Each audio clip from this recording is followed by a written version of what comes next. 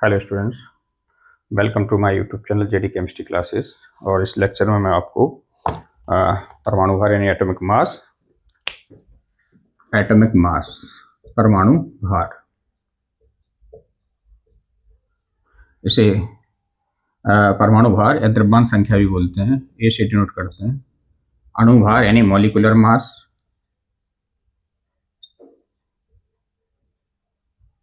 इसके बाद है फिर आपका फॉर्मूला मास यानी इसे बोलते हैं सूत्र भार। फिर है एवरेज एटॉमिक मास। इन सब के बारे में मैं आपको बताऊंगा, ठीक है ना, चारों चीज़ों को। मैं सबसे पहले आपको ये बता दूं, ये सारी चीज़ें एएमयू में नापी जाती हैं। इन सब की इकाई है एएमयू। इसके पहले वाले वीडियो मैंने आपको बताई थी। जो some basic concepts of chemistry का ये जो लेक्चर की सीरीज चल रही है, ये 8वां लेक्चर है जो 7वें सीरीज मैंने बनाई थी। उसमें मैंने एएमयू की डेफिनेशन आपको बताई थी। उसमें आप जाकर देख सकते हैं एक एएमयू की वैल्यू क्या होती है।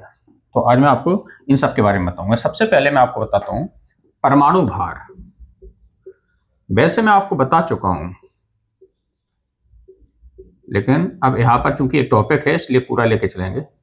इसको द्रव्यमान संख्या भी बोलते हैं, यानी एटॉमिक मास, ठीक है। ए से डिनोट करते हैं। तो जब मैंने स्टार्टिंग में लेक्चर लिया था, पहला दूसरा लेक्चर मेरा होगा फाउंडेशन केमिस्ट्री का, उसमें मैंने आपको जो जनरल चीज़ें बताई थी उसमें मैंने बताया था कि कोई भी तत्व का जब संकेत लिखते हैं तो नीचे जेड उसका परमाणु क्रमांक, ऊपर परमाणु भार लिखा जाता है।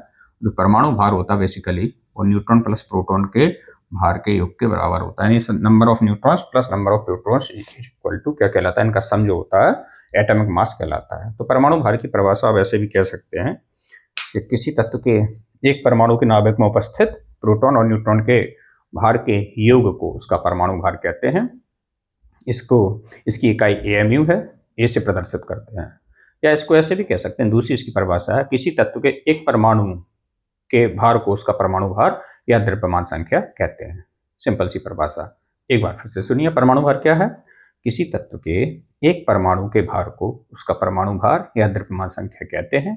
या दूसरी डेफिनेशन इसकी है, किसी तत्व के परमाणु के नाभिक में उपस्थित प्रोटॉनों और न्यूट्रॉनों के भारों के योग को उसका परमाणु भार कहते हैं या द्रव्यमान संख्या कहते हैं। इसको नापने की इकाई एएमयू है और इसे ए से डिनोट करते हैं। जब आप पीरियोडिक टेबल पढ़ेंगे आवर्त सारणी तो उसमें आप बहुत सी संख्याएं लिखी देखेंगे। तत्व के जो एलिमेंट का सिंबल होगा, संकेत होगा, उसके नीचे जो लिखा होगा वो उसकी परमाणु संख्या यानी जेड होगी, और ऊपर जो वैल्यू लिखी होगी वो आपकी क्या होगी, परमाणु भार होगा। और ज़्यादातर जो परमाणु भार होते हैं परमाणु क्रमांक के जस्ट डबल होते हैं। कुछ पॉइंट्स में होते हैं, कुछ डबल से ज़्यादा होते हैं, लेकिन ज़्यादातर जो होते हैं परमाणु भार वो क्या होते हैं, उसका जो परमाणु क्रमांक है उसका जस्ट डबल होते हैं।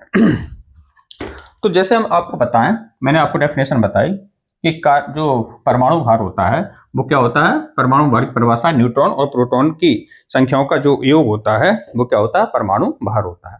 अब मैं निकाल के बताता हूँ ऐसे कैसे। देखिए, जैसे मैं बता रहा हूं कार्बन 12 का परमाणु भार, कार्बन का परमाणु भार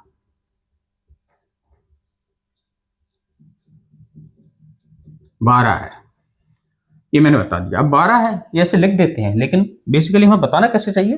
कार्बन का परमाणु भार 12 एएमयू है। केवल 12 है गलत हो जाएगा। क्या है 12 किलोग्राम, 12 ग्राम। तो परमाणु भार या द्रव्यमान संख्या को हम बताते हैं एएमयू में। तो कार्बन का परमाणु भार 12 एएमयू है। या फिर हम कहें हाइड्रोजन का परमाणु भार कितना है, 2 एएमयू है। अब हाइड्रोजन का परमाणु भार बहुत से लोग एक बता देते हैं। तो हाइड्रोजन के 3 समस्थानिक होते हैं, प्रोटियम, ड्यूटेरियम और ट्राइटियम। अगर हम प्रोटियम को लें तो 1H1 यानी परमाणु भार 1 होता है, और ड्यूटेरियम को लें तो 1H2 हाइड्रोजन का परमाणु भार 2 होता है। और ज़्यादातर जब हाइड्रोजन का यूज करते हैं तो 1H2 का ही करते हैं। तो यहाँ हाइड्रोजन का मैंने परमाणु भार 2 एएमयू बताया, ठीक है ना। इसी तरह से कैल्शियम का परमाणु भार कितना होता है, 40 एएमयू होता है। ये सब मैं बता रहा हूँ। ऑक्सीजन का परमाणु भार 16 AMU होता है, ये है। तो ये जो परमाणु भार हैं सारे AMU में बताए जाते हैं, ठीक है ना। अब मैं एक प्रूफ कर देता हूं इसमें से कैसे होता है। अब आप 12 ग्राम नहीं कह सकते क्योंकि ग्राम में इसकी वैल्यू अलग आ जाएगी। देखिए कैसे, कार्बन का एग्जांपल लेके चलता। तो आपको मैं इसके पहले बता चुका हूं, कार्बन का परमाणु भार को A से डिनोट करते हैं। A इक्वल टू होता है mass of neutron plus mass of proton. N plus P का मतलब है mass of neutron plus mass of proton. अब क्या है, we know that mass of neutron approx is equal to mass of proton. तो हम यहाँ क्या लिख सकते हैं, A equal to N plus n लिख दो या P प्लस P लिख दो। मान लो N प्लस एन लिख दिया तो A की वैल्यू किसके बराबर होगी, 2N के बराबर हो गई। अब आपको पता है कि यहाँ पर कार्बन के लिए लेके चल रहा है, सॉरी, तो कार्बन के लिए लेके चलाएंगे तो इसमें एक चीज है, इसमें कार्बन में 6 न्यूट्रॉन होते हैं, 6 प्रोटॉन, यानी कितना हो गया ये 6N प्लस, और न्यूट्रॉन प्लस प्रोटॉन बराबर है तो 6 क्या हो जाएगा, N यहाँ लिख दिया। ये कितना होगा, 6 6 12N हो गया। एक बार फिर समझिए, मैं कार्बन का एग्जाम्पल ले रहा हूँ, परमाणु भार निकाल रहा हूँ। परमाणु भार मैंने आपको बताया किसी भी तत्व का परमाणु भार नाभिक में उपस्थित प्रोटॉन और न्यूट्रॉन की संख्या का योग होता है या उनके भारों का योग होता है। तो 6 न्यूट्रॉन है, 6 प्रोटॉन है, तो इनका जो मास होगा उनका सम क्या होगा, कार्बन का परमाणु भार होगा। अब हमें पता है कि न्यूट्रॉन का जो परमाणु भार है वो लगभग प्रोटॉन के परमाणु भार के बराबर है, ये देख लीजिए। तो चाहे तो हम यहाँ पर 6 न्यूट्रॉन की जगह 6 प्रोटॉन लिख दें या 6 प्रोटॉन की जगह 6 न्यूट्रॉन लिख दें। तो मैंने यहाँ 6 न्यूट्रॉन लिख दिए, न्यूट्रॉन पहले लिखे तो 6 6 12 न्यूट्रॉन होगा, यानी 12 न्यूट्रॉन का भार कार्बन परमाणु के परमाणु भार के बराबर होगा। तो अब देखिए A इक्वल टू कितना हो जाएगा, 12 into 1.67 into 10 to the power -27 kg। अगर इस संख्या का इसमें मल्टीप्लाई कर दें, जो भी वैल्यू आएगी वो कार्बन 12 का परमाणु भार आएगा किलोग्राम में। किसमें आएगा, किलोग्राम में। लेकिन मैं आपको बता चुका हूं परमाणु भार को कैसे दर्शाते हैं, उसकी यूनिट क्या होती है, AMU। AMU में बताना है आपको, ये तो किलोग्राम में आया है। तो हमें पता है कि 1.67 इंटू 10 टू द पावर -27 की जो वैल्यू है, किलोग्राम की वैल्यू, वो इक्वल टू 1 AMU के बराबर होती है, ठीक है। पिछली वीडियो में मैंने बताया था ये जो वैल्यू है वो 1 AMU के बराबर है, तो मैं इस वैल्यू की जगह 1 AMU लिख सकता हूं, यानी AMU। तो A इक्वल टू कितना आ गया, 12 AMU। इसलिए कहते हैं कार्बन का परमाणु भार 12 AMU होता है। समझ में आया। तो इसे बोलते हैं हम परमाणु भार। तो किसी तत्व के परमाणु में उपस्थित न्यूट्रॉनों और प्रोटॉनों के भारों का जो योग होता है उसे परमाणु भार कहते हैं, इसे AMU में दर्शाते हैं। तो जब 6 कार्बन 12 में 6 प्रोटॉन है, 6 न्यूट्रॉन है, कुल मिलाकर न्यूट्रॉन प्रोटॉन का भार बराबर होता है, तो हम कह सकते हैं 12 प्रोटॉन है या 12 न्यूट्रॉन है। तो कार्बन 12 का जो परमाणु भार होगा 12 प्रोटॉन के बराबर या 12 न्यूट्रॉन के बराबर होगा, और एक प्रोटॉन या न्यूट्रॉन का भार जो होता है 1 AMU के बराबर होता है, इसलिए 12 AMU इसका क्या हो जाएगा, आंसर हो जाएगा। एक चीज और मैंने बताया कि जो परमाणु भार होता है वो परमाणु क्रमांक का क्या होता है, जस्ट डबल होता है 90% कंडीशन में। तो कुछ तत्वों के परमाणु भार हैं जो हम लिख दे रहे हैं जिससे आपको याद रहेगा, और ज्यादातर वही यूज भी किए जाते हैं। जैसे देखिए हाइड्रोजन 1H2, ऊपर नीचे परमाणु क्रमांक लिख रहा हूं, ऊपर परमाणु भार। हीलियम 2He4 होता है, ठीक है। फिर इसमें हम ले लें, इसके बाद कार्बन ले लें 612 होता है, नाइट्रोजन 714 होता है, ऑक्सीजन 16 होता है, ठीक है। इसके बाद क्या, कैल्शियम 2040 होता है, ओके। और इसमें क्या ले सकते हैं, ये हो गया, बहुत से ले सकते हैं।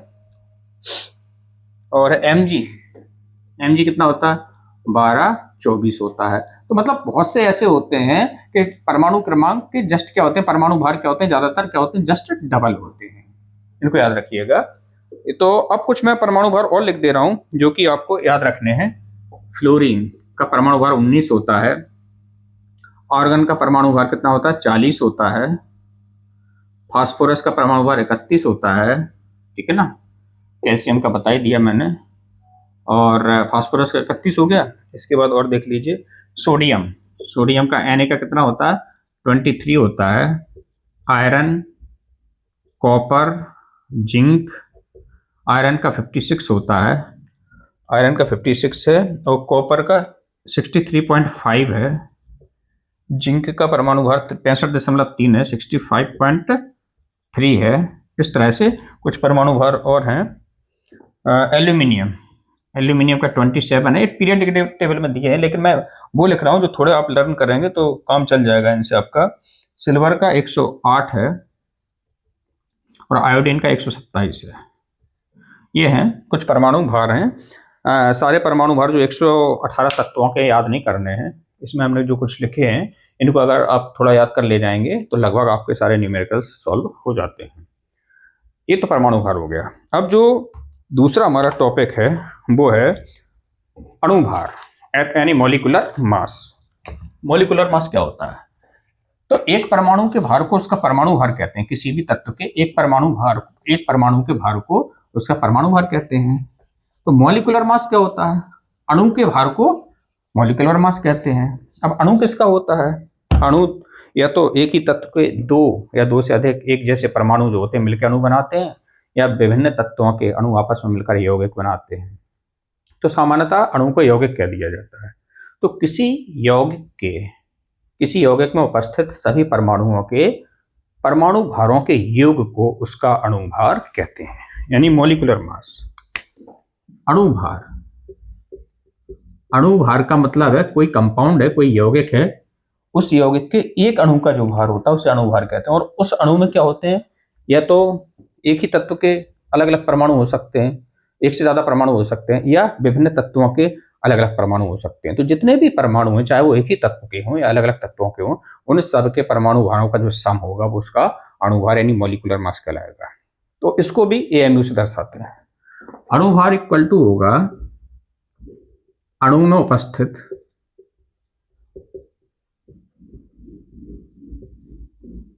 समस्त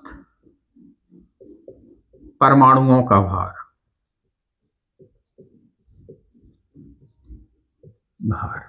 ठीक है। अब जैसे मैं O2 ले लूं, हमें पता है O2 ये अणु है क्योंकि ऑक्सीजन का परमाणु O होता है। तो O प्लस O जब ऑक्सीजन के दो परमाणु मिलते हैं तो क्या बनता है? ऑक्सीजन का अणु बनता है। ऑक्सीजन का जो परमाणु भार होता है वो 16 होता है। इसे परमाणु भार बोलेंगे क्योंकि एक परमाणु का भार है। ये अणु बन गया ऑक्सीजन का। अब इसमें अणु भार आएगा तो एक का परमाणु भार, ऑक्सीजन के एक परमाणु का भार 16 है तो यहाँ 2 है तो 2 × 16 यानी 32 AMU। ऑक्सीजन का परमाणु भार, अणु भार कितना? 32 AMU, जबकि ऑक्सीजन का परमाणु भार है 16 AMU। ये इसमें एक ही तत्व के दो परमाणु हैं, कोई दिक्कत नहीं है, तब भी इसे अणु भार कहेंगे। H2O, अब H2O ये कंपाउंड है, यौगिक है, जो दो अलग अलग तत्वों के परमाणुओं से मिलकर बना है, जिसमें हाइड्रोजन के दो परमाणु हैं, ऑक्सीजन का एक है। इन सभी परमाणुओं, टोटल 3 परमाणु हैं, तीनों परमाणुओं का जो परमाणु भार होगा उनका जो सम करेंगे वही H2O का मॉलिक्यूलर मास होगा। तो 2 × हाइड्रोजन का परमाणु भार 1 है। ठीक है। इसके बाद फिर क्या है? प्लस क्या हो जाए? ऑक्सीजन का परमाणु भार कितना हो गया? 16 हो गया। इनका सम करो, 2 × 2 + 16 बराबर 18 AMU, जो हो गया हाइड्रोजन का परमाणु भार। ओके। एक और एग्जांपल देख लीजिए, H2SO4, ये क्या है? Sulphuric acid. सल्फ्यूरिक एसिड हो गया ये। सल्फ्यूरिक एसिड में आपको पता है कंपाउंड है और ये हाइड्रोजन के 2, सल्फर का 1, ऑक्सीजन के 4 परमाणुओं से मिलकर बना है।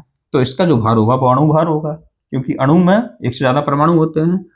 तो 2 × 1, क्योंकि हाइड्रोजन के एक परमाणु का भार 1 है तो 2 का है यहाँ, सल्फर का 32, ऑक्सीजन का 4 × 16, क्योंकि एक ऑक्सीजन के परमाणु का भार 16 है तो 4 का, 16 × 4 = 64।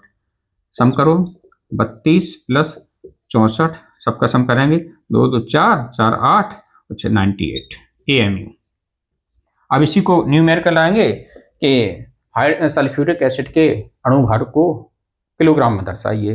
तो पहले आप AMU में निकाल लेंगे, फिर एक AMU की वैल्यू 1.67 × 10⁻⁻27 रख देंगे। कैलकुलेशन करके जो मान आएगा वो किस में आ जाएगा? किलोग्राम में। ग्राम में पूछें तो AMU की वैल्यू ग्राम में रख दीजिएगा, 1.67 × 10⁻24 ग्राम। इससे मल्टीप्लाई कर दीजिए 98 से, तो किसी भी कंपाउंड की वैल्यू किस में आ जाएगी? ग्राम में पूछे तो ग्राम में, किलोग्राम में, या फिर AMU में। ये था आपका अणु भार। तीसरा मेरा जो टॉपिक है, एटॉमिक मास हो गया, मॉलिक्यूलर मास हो गया, फॉर्मूला मास। जो अणुभार है वही फॉर्मूला मास है, जो अणुभार है वही सूत्रभार है। फिर अंतर क्या है? अंतर यह है कि जो यौगिक होते हैं, यौगिक मुख्य रूप से दो प्रकार के होते हैं। कंपाउंड जो होते हैं दो प्रकार के होते हैं यौगिक, अभी आगे पढ़ेंगे आप। एक तो होते हैं कोवेलेंट कंपाउंड यानी सहसंयोजी यौगिक। सहसंयोजी यौगिक वो होते हैं, अभी इतने ही जानो आप, आगे मैं डिटेल में बताऊंगा। सहसंयोजी यौगिक वो होते हैं जिनमें विभिन्न परमाणु आपस में कोवेलेंट बॉन्ड यानी सहसंयोजक बंध से जुड़े होते हैं। दूसरे आयनिक यौगिक होते हैं, नाम से पता चल रहा है। आयनिक कंपाउंड वो होते हैं जिनमें उनके जो विभिन्न निर्माणकारी इकाइयां हैं जिनसे मिलकर वो बने हैं, वो आयन के फॉर्म में होती हैं। Positive ion, negative ion, cation, anion. ठीक है, तो वो आयनिक कंपाउंड होते हैं। देखा नहीं आपने, जैसे HCl है, HCl में H पॉजिटिव होता है plus chlorine negative, ionic compound है। NaCl है, Na पॉजिटिव होता है और Cl नेगेटिव से मिलकर बना है। तो ये इनके बीच जो बॉन्ड है वो आयनिक बॉन्ड है, और आयनिक बॉन्ड जहां परमाणुओं के बीच होता है तब जो कंपाउंड बनता है उसे आयनिक कंपाउंड कहते हैं। तो अब यहीं से डेफिनेशन बनेगी सूत्रभार की, फॉर्मूला मास की। सूत्रभार क्या है? यानी फॉर्मूला मास। फॉर्मूला मास ये क्या होता है? किसी भी इसका उपयोग, पहले तो ये बोलेंगे फॉर्मूला मास की डेफिनेशन में, इसका उपयोग, इस मास का जो उपयोग है किसको नापने में किया जाता है? आयनिक यौगिकों के भार को व्यक्त करने के लिए किया जाता है। ये डेफिनेशन में सबसे पहले बताना, क्योंकि इसकी डेफिनेशन और अणुभार की डेफिनेशन फिर एक ही है। किसी भी आयनिक यौगिक में उपस्थित सभी परमाणुओं के भारों का योग उसका सूत्रभार कहलाता है। क्या अंतर होगा फिर अणुभार में? कुछ नहीं होगा ना, अंतर यही हुआ जो मैंने पहले बता दिया। आयनिक जो सूत्रभार होता है इसका उपयोग आयनिक यौगिकों के भारों को बताने के लिए किया जाता है। अगर सहसंयोजी यौगिक है, कोवेलेंट कंपाउंड है, तो फिर उसका जो अणुभार निकलेगा वो क्या कहलाएगा? टोटल अणुभार ही कहलाएगा, मॉलिक्यूलर मास कहलाएगा, वो फॉर्मूला मास नहीं कहलाएगा। फॉर्मूला मास किसमें यूज किया जाता है? आयनिक कंपाउंड के भारों को व्यक्त करने के लिए। किसी भी आयनिक यौगिक में उपस्थित विभिन्न परमाणुओं के भारों के योग को उसका सूत्रभार या फॉर्मूला मास कहते हैं। तो फॉर्मूला मास भी वैसे ही निकालते हैं जैसे क्या निकालते हैं? अणुभार निकालते हैं, बस आयनिक कंपाउंड का निकलेगा ये। अब जैसे कोई कहे H2O का फॉर्मूला मास निकालो, तो H2 एक कोवेलेंट बॉन्ड है, तो इसमें फॉर्मूला मास नहीं होगा, इसका क्या होगा? अणुभार होगा, यानी मॉलिक्यूलर मास होगा। NH3 अमोनिया का इसे अमोनिया का जो भार निकलेगा वो अणुभार होगा, ना कि फॉर्मूला मास, क्योंकि एक कोवेलेंट कंपाउंड है। ठीक है ना? तो जो आयनिक कंपाउंड होंगे उनका जब भार निकालेंगे तो वो कहलाएगा फॉर्मूला मास। NaCl का फॉर्मूला मास अगर हम निकालें, NaCl का फॉर्मूला मास कैसे निकलेगा? इक्वल टू Na का मास प्लस Cl का मास। तो Na का कितना होता है? सोडियम का 23 और Cl का 35.5।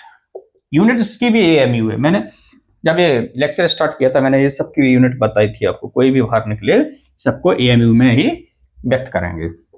तो 0.5 इनका जोड़ दो, 5 3 8 और 3 2 58.5 AMU। अब इसको भी वही न्यूमेरिकल में अगर ग्राम में पूछे, किलोग्राम में पूछे, तो वैल्यू वही रख देना, 1.67 इंटू 10⁻⁻27 किलोग्राम। इससे मल्टीप्लाई कर देना, वैल्यू किलोग्राम में आ जाएगी। ग्राम में पूछे तो 27 की जगह 24 कर देना, तो ये वैल्यू ग्राम में आ जाएगी। ओके, समझ में आया? लास्ट मेरा जो टॉपिक है आज का वो है एवरेज एटॉमिक मास। नाम से पता चल रहा है एवरेज यानी औसत। देखिए आगे आप पढ़ेंगे समस्थानिक। समस्थानिक का मतलब होता है कि जरूरी नहीं है कि कोई प्रकृति में कोई तत्व एक ही रूप में पाया जाए, उसके एक से अधिक रूप होते हैं, हो सकते हैं।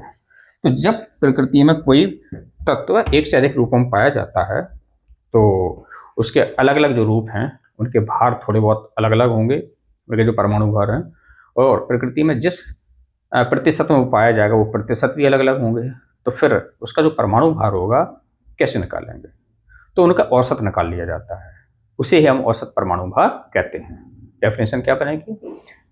किसी भी तत्व के प्रकृति में पाए जाने वाले समस्त समस्थानिकों के परमाणु भारों के भारित औसत को उसका क्या कहते हैं, औसत परमाणु भार कहते हैं। भारत औसत क्या है? भारत औसत का मतलब होता है उसका एक समस्थानिक का जो परमाणु भार को उसमें जितने प्रकृति में जितने परसेंटेज में पाया जा रहा है उससे मल्टीप्लाई कर देना है।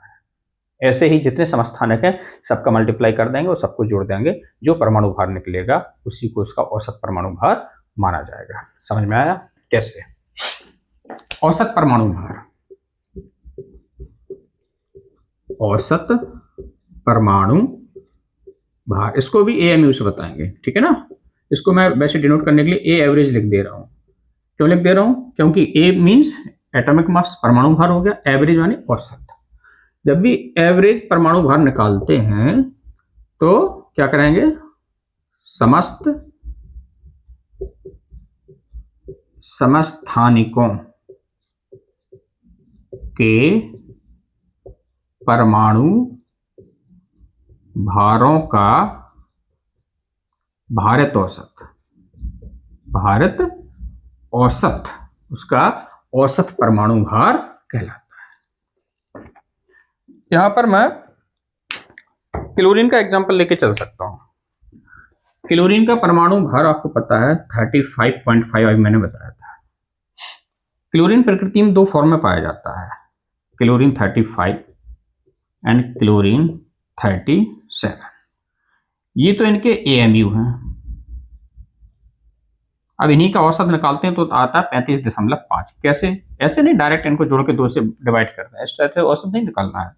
भारत औसत यानी इनका जो प्रतिशत है उससे क्या करके इनका मल्टीप्लाई करके फिर दोनों को जोड़ के उसे बोलते हैं भारत औसत। अब पता होना चाहिए हमें, जब भी हम औसत परमाणु भार निकालेंगे तो एक तो हमें वो तत्व कितने समस्थानिकों के रूप में पाया जाता है ये पता होना चाहिए, उन समस्थानिकों के परमाणु भार क्या क्या है ये पता होना चाहिए। फिर तीसरा हमें ये पता होना चाहिए कि वो कितनी परसेंट में प्रकृति में पाए जाते हैं। तो क्लोरीन का जो 35 भाग है वो पाया जाता है भारांसर 75.77 में। इसका भारांसर परसेंट है 75.77%। बाकी का जो है वो इसका है, वो कितना बचेगा 24.33%। यही है 24.33%, ठीक है। अब भारत औसत कैसे निकालेंगे? Average atomic mass of chlorine would be the, क्या होगा,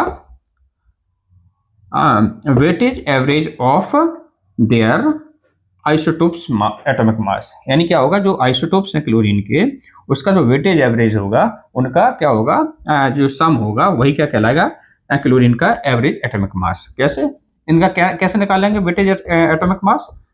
35 इंटू 75.77% है, परसेंट का मतलब इसे 100 से क्या कर देंगे, डिवाइड कर देंगे, तो ये हो जाएगा 0.7577 प्लस ये कितना है 37 इंटू 100 से डिवाइड करो 0.2433।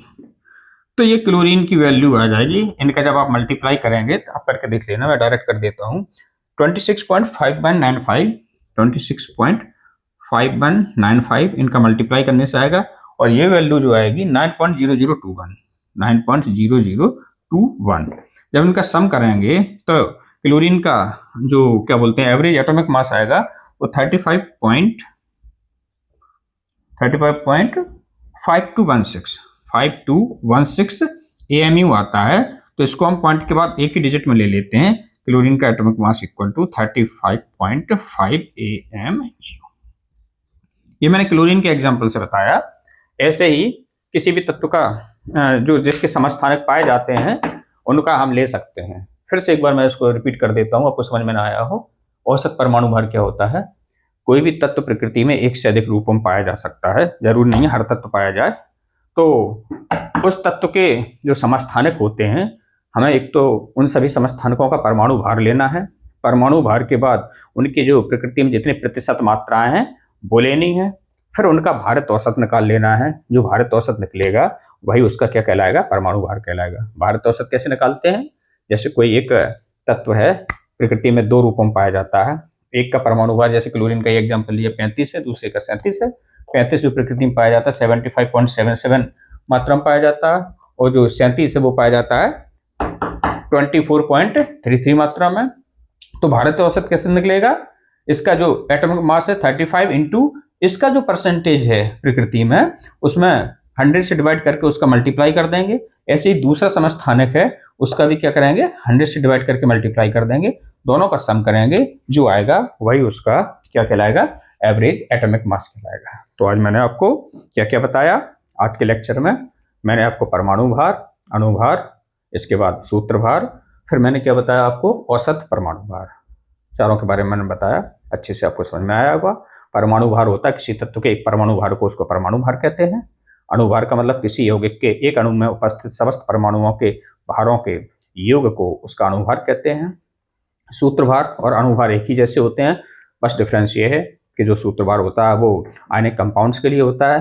किसी भी आयनिक यौगिक में उपस्थित समस्त परमाणुओं के परमाणु भारों का जो योग होता है उसे हम सूत्र भार कहते हैं। और एवरेज एटॉमिक मास क्या होता है, एक तत्व प्रकृति में एक से अधिक रूपों में पाया जा सकता है, जिसे उसके समस्थानिक कहते हैं। तो एक तत्व के समस्त समस्थानिकों के परमाणु भारों के भारित औसत को उसका एवरेज एटॉमिक मास कहते हैं। और जो तभी आप देखना है, जो पीरियोडिक टेबल पढ़ाएंगे उस पीरियोडिक टेबल में कुछ तत्वों के परमाणु भार पॉइंट में लिखे होंगे। जिनके पॉइंट में लिखे होते हैं, इसका मतलब वो प्रकृति में एक से अधिक रूपों में पाए जाते हैं और उनका क्या निकाला गया है, वो एवरेज एटॉमिक मास निकाला गया है। वो कैसे निकालते हैं, उसके जितने भी समस्थानिक हैं उनके जो जो परमाणु भार हैं, उन परमाणु भारों में उसकी जो प्रतिशत मात्रा प्रकृति में है उनका डिवाइड मल्टीप्लाई कर देंगे और सबके समस्थानिकों के जो भारित औसत आपने निकाला उनको जोड़ देंगे, वही उसका क्या होगा, औसत परमाणु भार होगा। Thank you. आज के लेक्चर में इतना ही।